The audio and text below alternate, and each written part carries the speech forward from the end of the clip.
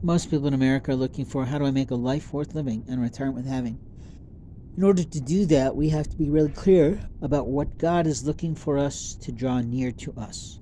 Are we drawing the right people near to us to change our life, to make a difference, to move our souls, to bring us back to the church of God? In other words, the Holy Ghost that knows how to whisper to your soul about how to help someone and not harm someone. It's always funny how people say, I love you, this is why I'm doing it. And yet they might actually not be doing something that is loving and kind from your perspective and your life goals. You see, every human being has the opportunity to take on the roles that God has assigned them.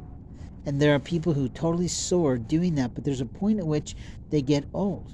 They get tired. They have to change their direction. They have to change their course. They have to change sort of what they put out there in the world, because it may not be the same opportunity for them. In other words, they might be getting old and tired and look old and tired on stage or wherever they are playing the game of life, and everybody works on a stage. Even a homeless person is on a stage at all times. It's amazing how many hundreds of people do not know the Lord today.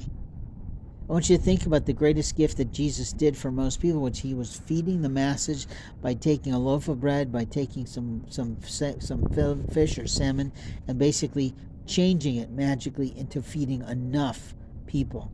So you've got this job, you're working in food and handling, but you should be considering that Jesus fed people. So are you honoring the fact that you need to feed people? Now, there's many ways to feed people, with the exception of just food. We can feed their souls. And if you're trying to feed someone's soul, if you're trying to be inspired by someone, or if someone has inspired you, did you take the time to tell that? For 12 years, I've been waiting for the woman who's inspired my life and really changed my life, obliterated my life, and yet her man has manipulated her into believing that his profile is just what she needs.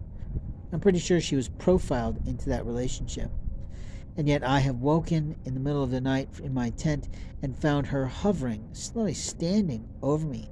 And as I come to, she disappears as if it's a game. My life, my heart, my soul is not a game for someone to play with.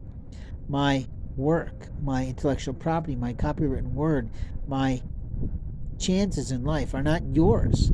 God gives you something different, but if you're stealing from me, like a thief who laid himself next to Jesus on the cross, then maybe you're not really remembering what this world is supposed to be about.